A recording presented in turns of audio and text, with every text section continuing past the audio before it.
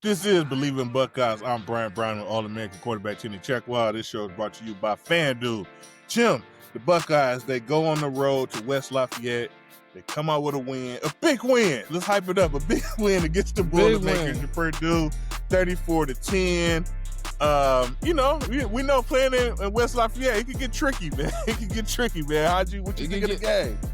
Yeah, I mean, first you got to get the win, right? We've been in a situation in West Lafayette where we didn't get the win. One of those, I don't know, to me, the environment is weird.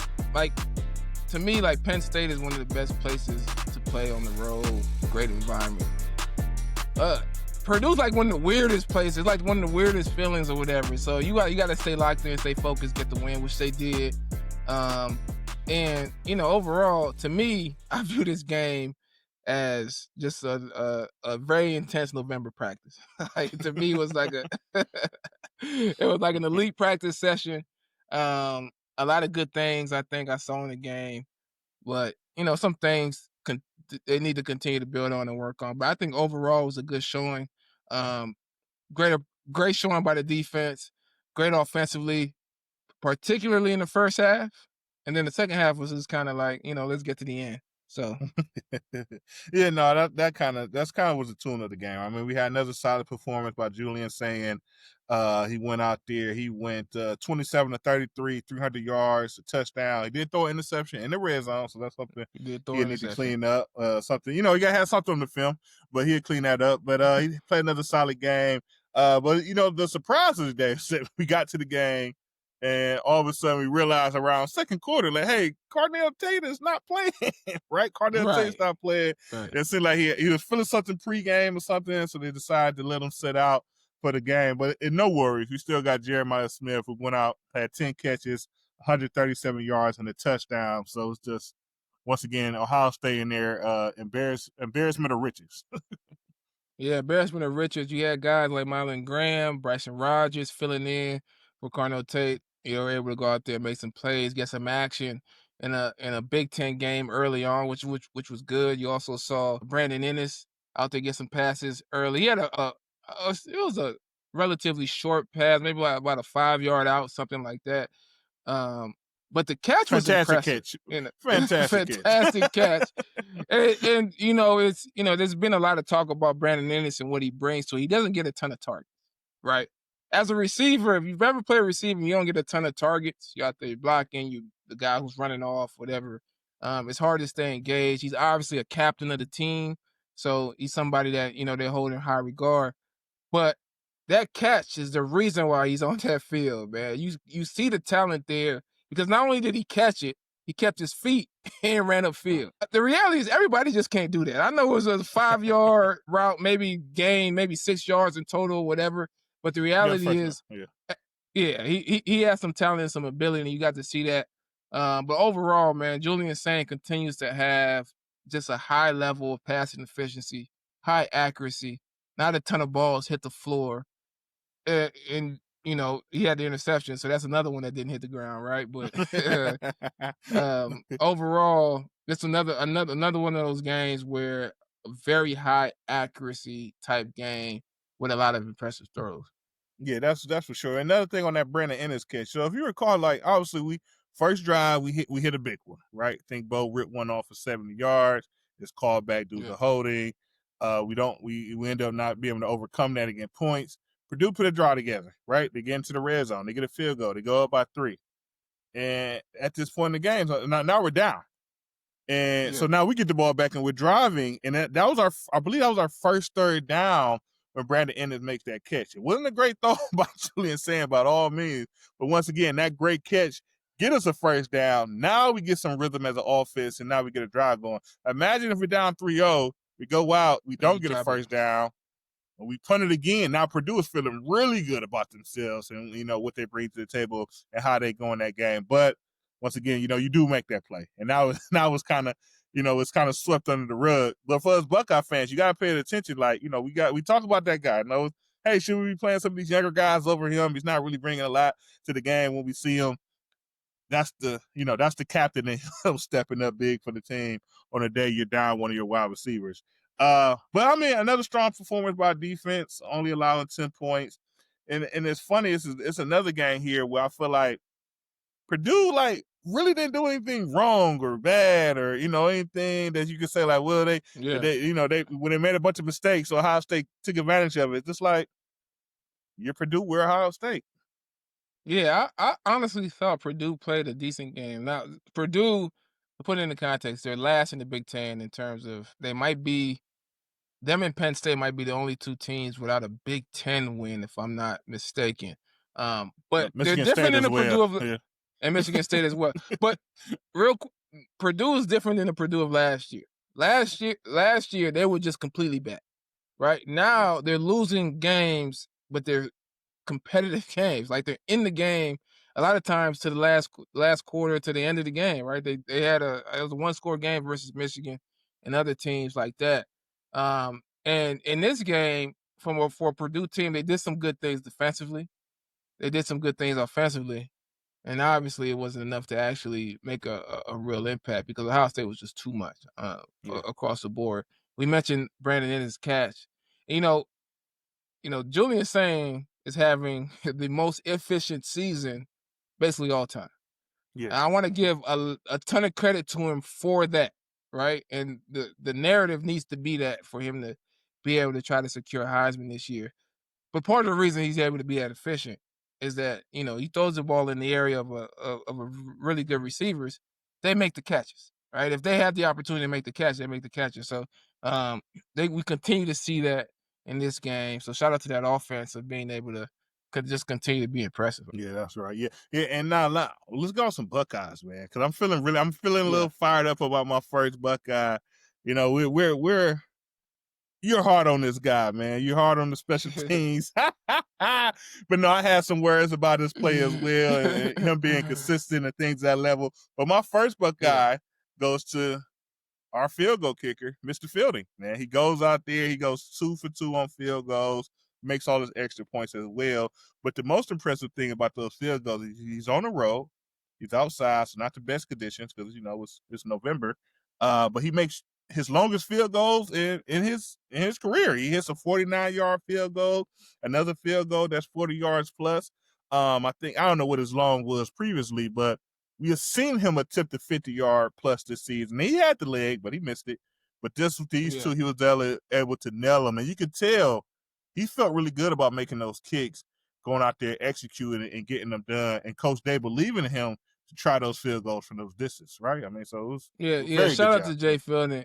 Shout out to Jay Fielding. I think we don't talk about it enough how important it is for a kicker to actually get some kicks. You know what I'm saying?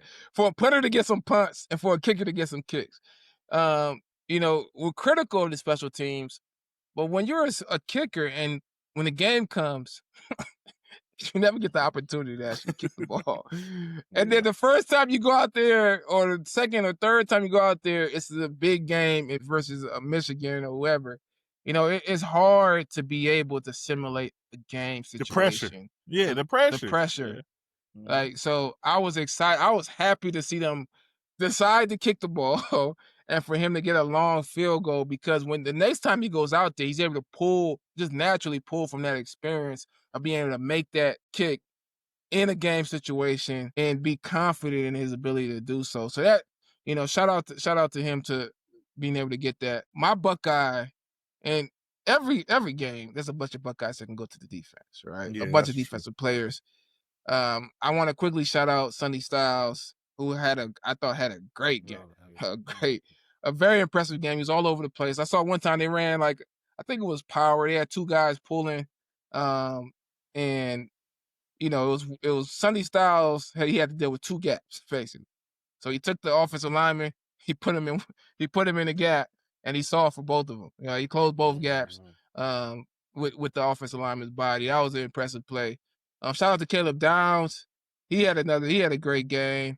Caused I think the one turnover. Yeah, the one interception. I ain't got the deflection. Yeah, so a great play, being able to read that, drive up on that, knock the ball in the air, and then Jermaine Matthews got the pick. But I'm gonna give the Buckeye to a guy who does a lot of the dirty work. That's Caden McDonald. Big guy in the middle of the field. A lot of times we don't see his production, but I can assure you that the production is there. All right. You know, in this game, he did show his production. I don't know exactly what his stats ended up being. 4 tackles, 1 tackle for loss. Official stat line. Yep. Yeah, he's been big time, man. A lot of times with short yardage run plays, he's able to get in there, get off blocks, and make those plays, or at least eat up a few blocks to keep the backers clean. So shout out to Kaden McDonald, another big time player for this defense. Yeah, no, and his play has been this. I mean, it's been oppressive for like 2 years straight, right? Like going back to last year, we talk about all the goal lines and short yard stands that Ohio State went through. And like if you really turn on the film, it's usually he starts it. Like he's not making the tackle. Right. But and then he's like as a former offensive lineman, it's like the one thing you can't do in a short yard goal line situation is you can't get knocked back. Like, if you stalemate or if you get a push, you scored a touchdown. If you stalemate, you give your at least a running back a chance to find some space to make a gap. But if you get knocked back in these short yard situations, there's just not enough room. Like the running back loses space, he loses space. He got to stop his feet. He doesn't have any momentum, and this gives it's a great opportunity for the defense now to make the play and get the stop. And at the just the percentage and the level he consistently knock back guys, even if it's the center, if it's the guard, he's consistently knocking guys back in those short yardage situations. And then from there, you make a play. And this season, he's, like you say, his stats, it's going to be the highest because he's the nose tackle, but he's still making plays. 4 solo tackles. And this past week, he's been putting up numbers all year. So it's definitely a guy deserving of a Buckeye. But once again, like you said, when it comes down to it in the case of the Purdue game, we won 34-10. It kind of felt like, you say, a glorified November scrimmage practice type of situation, as we kind of got to get geared up because we know what's coming at the end of the month. We got UCLA. Who we got? We got somebody in between there. Then we got the big game at the end of the month with the Michigan. And so you got to practice some things to make sure we're sharp and ready to go for that weekend. Yeah, and I'm watching every game. UCLA, I think Rutgers. I'm watching every game with maize and blue colored glasses right now. Like if we lined up against that team up north, will this be successful? That's the only way I can see everything right now. And I think still within Buckeye Nation, I think the biggest concern is the run game. I don't know if there's real cause to be concerned, right?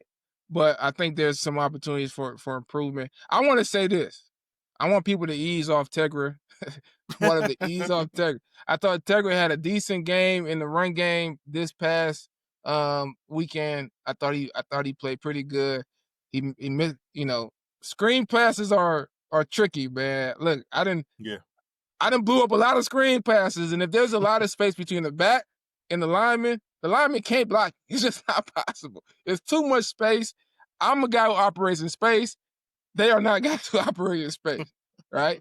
And so to me, there's a timing thing there. But I think aside from him, the tight ends, other offensive linemen I wouldn't say they didn't necessarily ID the right guys or they missed blocks, but they didn't hold those blocks enough in certain situations. But overall, I still think the run game and the approach to run is decent. I'm curious on your thoughts on the overall run game, not just in this game, but just in general going into I feel like, so, obviously last year was special, right? We had 2 guys that could make anything look like something. And we don't have that this year, right? We don't have Travion Henderson. We don't have Quishon Judkins, right? We're running back last year was running back by duo. This year we're running back by committee, right? We're playing essentially 4 guys at the running back position, and all of them could do different things. Obviously, I think our biggest threat in the run game is still Bo Jackson, but now we're playing Isaiah West. We started the season off with James People. He's still getting carries. We got C.J. Dallinson, who's doing a lot of the short yardage, goal line type of things. And, he got a couple touchdowns this week. He actually had to run through some guys to get a touchdown. Sometimes it's a lane, he dive in. He had to hit some people and kind of run through them. It was good to see him doing that. But I think the approach to running the game, to the run game, is where, I always kind of tune in. If it was a couple years ago, before we had Chip Kelly, our approach to running the ball, it felt like it was almost like it was almost like a trick play when we ran the ball. So like if we wanted to run the ball, we just had to throw a toss. We had to get on the edge. And if we don't get 10, 12 yards on the run, let's kind of go away from that. Like, let's just do the things that we feel like we're better at. And then you get to the Michigan game and all of a sudden you have to run the ball and you don't know how to do it. Can't do it. You can't do it because you haven't been practicing. You haven't been going about it. You haven't been, repping it. And so this year you see that they're repping it. They're trying it. They're going at it. Their approach to the run game is where it needs to be to make another championship run and also win that rivalry game for us. So I don't have any problem with it. Yes, I like to see us hit some home runs. But like you say, when you watch the film, if the guys are going to the right people and they're approaching the blocks in the right fashion with the right angles, sometimes you're going to miss. Get other guys some credit. They're playing football as well. Yeah. In their biggest game of the season, if they're playing against Ohio State, they might make some plays, but you have to know about how to go about getting it done. That's what hurt us in the Michigan game, let's say a few years ago. Now that should no longer be the issue. I think last year we all could agree we got a little bit run heavy in the Michigan game. Yeah. We didn't use our dogs outside, but you got to practice it. You got to go about it. You got to have an approach to it. And this is my biggest thing. Cause I'm a corner, right? I think about things through like how a cornerback thinks. The reality is, what I think we got in trouble last year is the run game in the Michigan game felt so disconnected from the pass game. We couldn't run inside. We did a bunch of outside runs that had some success, but there was nothing to build off. There was no like play action. Right? We wasn't doing play action off the toss, off the jet sweep. So it was either we ran the ball and it was successful, or we threw the ball and it was successful. What I like about the run game now is that every run play sets up a pass play. Mm. So, you could stop this power, but can you stop the RPO, right? Because for you to stop the power, all of these linebackers really need to commit. But when Julian Sayin pulls this and throws a slant to Jeremiah Smith, you can't stop it. So now you got to make a decision on defense. Like, can we guess right and stop the run? If we guess wrong, Carnell Tate is catching the ball and running for 10 yards, right? So I like the fact that it's connected, right? So now when you enter a game, okay, they're really committed to stopping this run. But they can't stop the run. Can't stop this play action pass. And that's what I like. I like the approach, right? Like you said, I like the approach. And I think, the plan works. And it's hard for the defense to really game plan for it because you're still, even when they run the ball now, to me, you're still concerned about the guys outside because you got to commit guys to stop the pass. I mean, you can't commit the guy to stop the run. If that guy steps up and tries to stop the run, then, good luck on the pass. So, that's what overall I feel good about.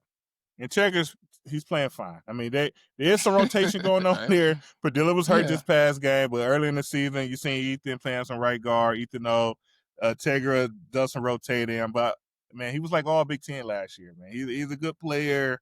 No, he's not gonna make every block.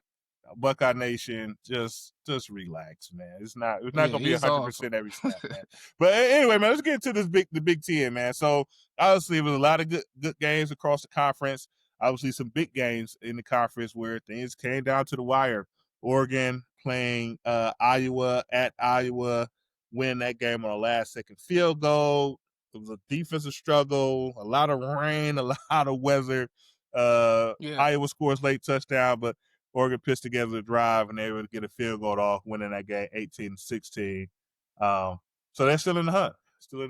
Yeah, they're still in the hunt, and Oregon didn't have that type of win on their resume as of yet. Make no mistake about it. Iowa has played good football all season. All season, right? And I know, a lot of times we view Iowa as a team that plays great defense and no offense. Their offense is much improved this year. So that was going to be a tough game for Oregon. And if you look at the matchup, Iowa versus Oregon, you can just historically and even still till this day, Iowa and Oregon are a different type of, Oregon, you just imagine is more a finesse team. Iowa's more of a team that wins the game in the trenches, etc. So for them to be able to get that win, that's a big win for them. It shows what they're capable of. So that was a good game. The other big game in the Big Ten was Indiana, Penn State. a big noon game, I Bleav, when Big Noon probably anticipated that it was going to be a top 10 matchup going into the game, but it wasn't. Right? You had 3-5 Penn State versus undefeated Indiana. Mendoza in that offense led a drive at the end of the game, which a lot of people are saying was Mendoza's Heisman moment. What do you think about Look, the last drive, the game overall, and the Heisman moment for Mendoza? Look, I feel bad. I truly, I really felt bad for Iowa in that loss, and looking at, I just felt they deserved one.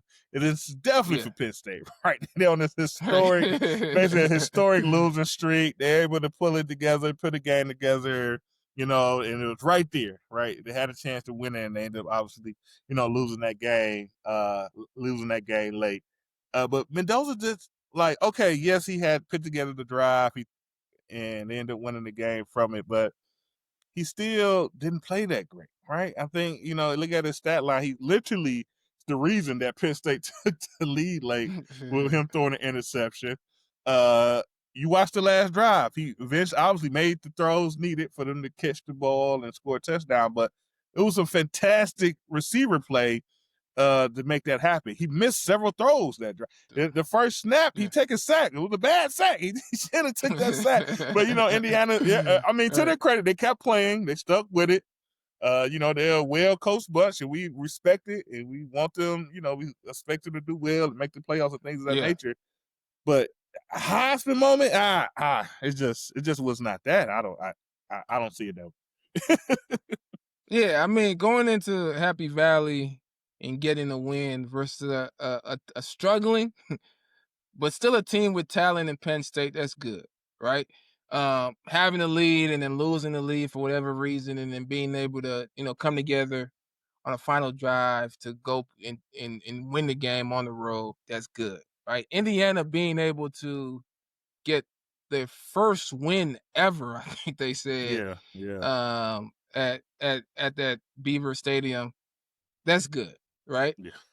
But that's where it stops. Like we don't have to add an additional layer to say it was the Heisman moment. No, it was a great team building. Through the course of the season, you're gonna have a game where you don't play to what your standard is, and it's a challenging environment, and the other team does certain things. You face adversity, you overcome. It helps build for the run towards the end of the season, and that's something that you can pull from collectively.